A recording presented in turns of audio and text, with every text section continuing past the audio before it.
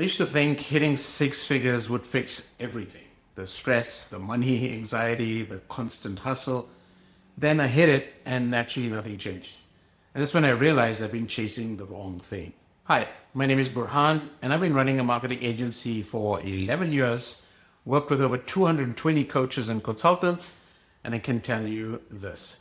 Hitting six figures didn't give me what I thought it would. I thought it would mean freedom, spacious days, time to travel, the ability to say no to work I didn't want. But here's what actually happened. I was working more than I ever did. I couldn't take a vacation without my phone glued to my hand. And I was saying yes to clients that I didn't want to work with because I was terrified that the money would dry up.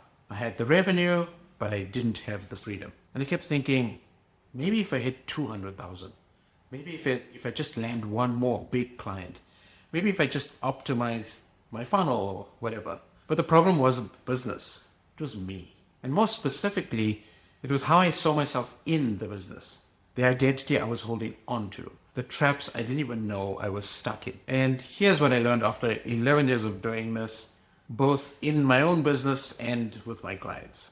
Now, there are specific patterns that keep six-figure entrepreneurs trapped. Not tactics, not strategies, but identity-level traps. This is exactly what we're working through inside Growth Circle right now, a free community where we're running a 5-day challenge to identify and break those patterns together. But let me show you what those traps actually look like, because once you see them, it would be impossible to unsee them. The first trap I had to face was scarcity. I've probably heard this before, but even when I was making good money, I was operating from fear. Fear that the clients would dry up, fear that if I raised my prices, people would leave, fear that if I said no to bad fit work, that I'd regret it. Here's a specific example. A couple of years ago, I had a client that we were working with for about a year and a half. And when I started with him, things were great. I was grateful, I was happy. He was a successful coach. The retainer was solid and on par with what I was charging other clients at the time. But as I grew, my rates increased, right, with other clients. My system improved. I started working with bigger clients. And then suddenly I realized that he became my lowest paying client. The work he needed was taking just as much time, if not more, as my higher paying clients. But I was getting paid half as much. So I had to confront him. I explained my new rate structure. I showed him the value I was delivering already to him, and I gave him a couple of options. But unfortunately, we couldn't come to an agreement. And here's where scarcity almost won. I almost said, you know what? Never mind. We can keep things the way they are. But I was scared. Scared that letting him go meant losing that income. Scared that I wouldn't replace it. But I let him go anyway. And let me tell you what happened. Within a week or two, I landed a client paying double what he was, and I kept running the same playbook, pretty much. I let go of bad fit clients, raising my rates, trusting that better work would come. And they did. So here's what I learned. Scarcity keeps you small, and it keeps you saying yes to the wrong people. It keeps you stuck in work you've outgrown. But scarcity isn't just about money. It's deeper than that. It's about tying your identity to being needed. This one took me longer to see. I got validation from being available, from being the go-to person, from clients needing me. So when a client said, I don't know what I'd do without you, I felt valuable. When they messaged me at 10 p.m. or later and I responded immediately, I felt important. When I was the only one who knew how to run their campaigns, I felt indispensable. But here's the trap. I wasn't building a business. I was building a dependency. Theirs on me and mine on being needed. This is something I've worked on. No matter what rate you're charging, if you're continuously improving, learning new skills, building new systems, getting better at what you do, there's always going to be a pull towards seeking validation. But here's what shifted for me, right? When I got to the point where I had leverage, meaning I had multiple clients, when I had systems that worked, when I felt confident in the value I was creating, I couldn't let go of clients who consumed more time and energy than I was willing to give. And I was okay with it. The shift happened when I stopped putting all my eggs in one basket. When one client wasn't paying me the majority of my revenue, I was in a far better position to let go of that validation hit. And here's what changes when you see this clearly. You stop tying your worth to how much people need you in the room. You start tying it to the value you create, whether you're there or not. But even when you start to see this, you can still feel trapped if you don't have boundaries. I used to have a hard time saying no.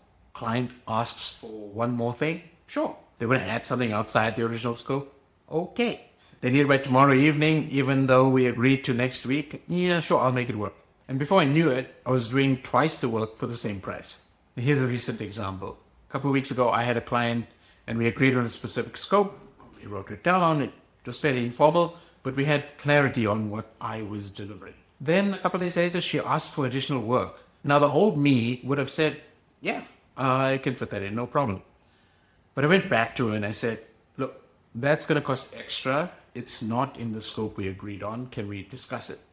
And so we went back and forth for a few days and she pushed back and, well, I just held my line. And eventually she agreed because this was something she really, really wanted. So I was happy because I was getting paid fairly for the extra work and she got what she wanted at the end of the day. Here's what I've learned from that. Being open and upfront about the value you're charging for, the scope you currently have, and making it clear that increasing scope means increasing investment. It's not just about money, it's about putting the client in a frame of mind where they can't just add things because they feel like it. Think about it this way. You go to a restaurant, you order a meal, you want fries. And so what do? They bill you for that because it's not part of what you originally ordered, right? It's an extra. Same thing in your business. Scope increases, increase the investment. That's not being difficult. That's just running a business. But even when you set boundaries, you can still feel trapped if you're stuck doing all the work yourself. Now, this one almost broke me. Now, I was the one running the ads. I was the one writing copy. I was the one checking the analytics. I was the one managing the clients, like invoicing, like doing everything. Everything lived in my head. And I couldn't delegate because no one else knows how to do it the way I do it, right? You probably heard that before. You probably say that yourself.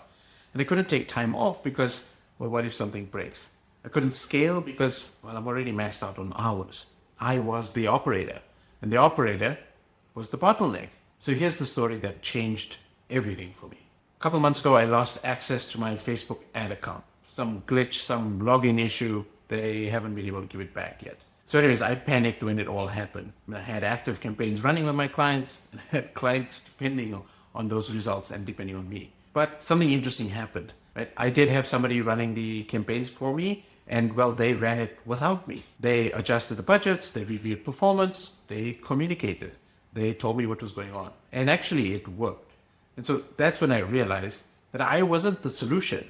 I was actually the bottleneck. Now here's the shift I had to make. I had to stop being the operator and start being a leader. Because leaders build systems, right? Operators execute them.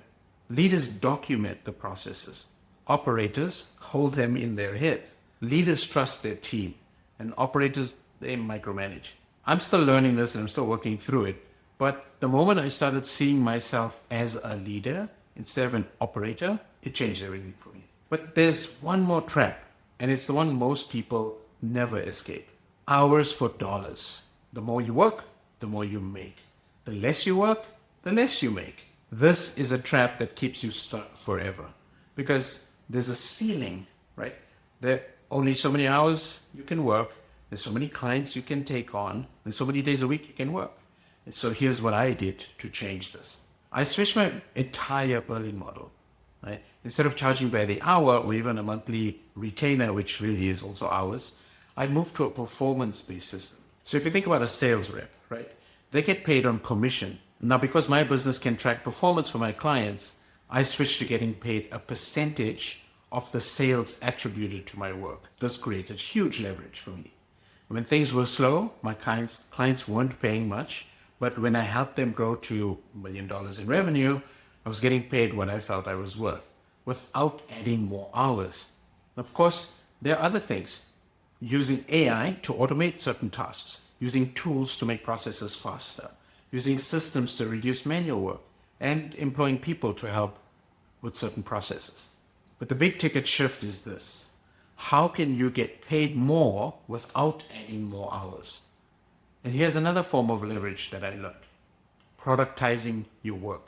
So instead of selling your time, You sell access to your system, whether it's a community or a group program, a course, a framework. You're getting paid for the value you've built, not the hours you work.